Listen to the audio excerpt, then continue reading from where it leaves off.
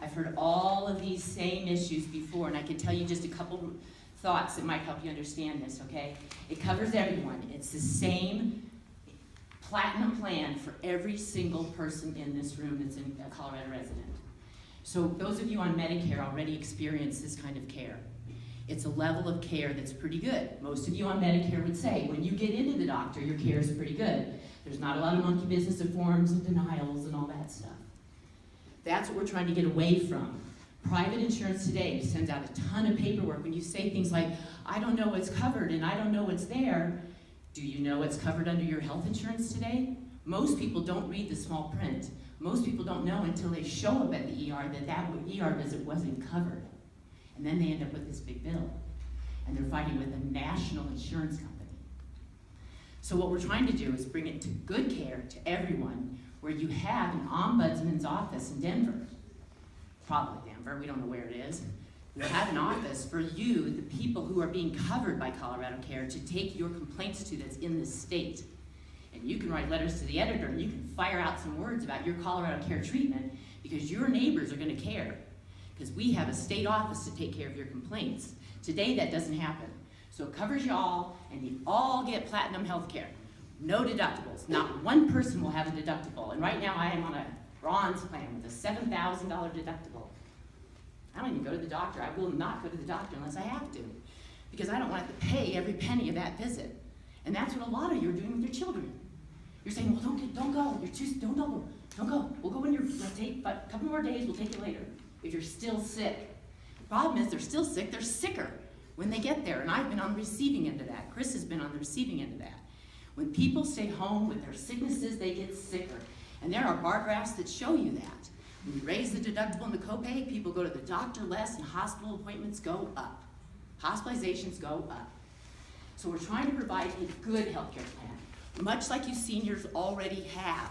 We're not changing your healthcare plan. As a senior, your healthcare plan is the same. We will pay your deductible. We will pay your medical portion. We will cover those things. And if you make over $45,000 of extra income as a senior couple, you will be taxed.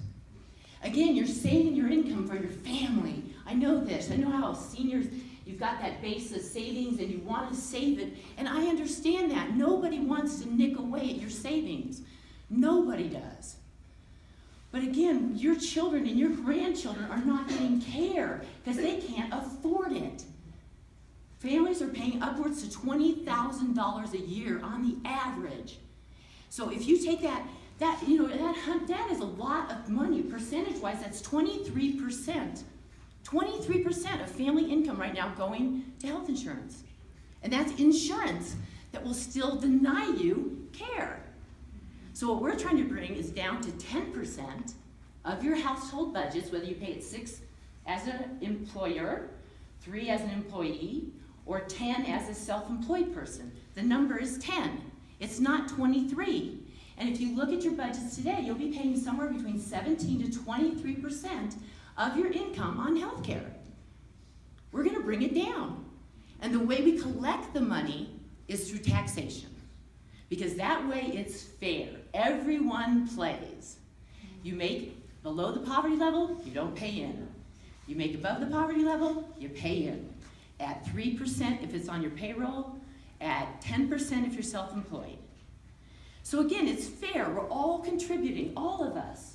And then as a self-employment tax, it is 10%, but you don't have to pay the workman's comp. So it is actually literally less than 10, and that's for you to talk to your accountant about. But it will be less than 10 as a self-employed person. I'm sorry, as an employer person, it'll be less than 6.7, I'm sorry, because we take it off of the employment person. As a 10% as a self-employed, it'll be less than 10 because you're going to reduce it by what you paid off your federal taxes. So it's a tax deduction on your Colorado, on your federal taxes. You paid your Colorado tax, you now take it over to your federal and you write it off. So it becomes less than 10 right off the bat. But what it becomes is up to you and your accountant to figure out. That's an individual decision. But it will be less than 10 for most people.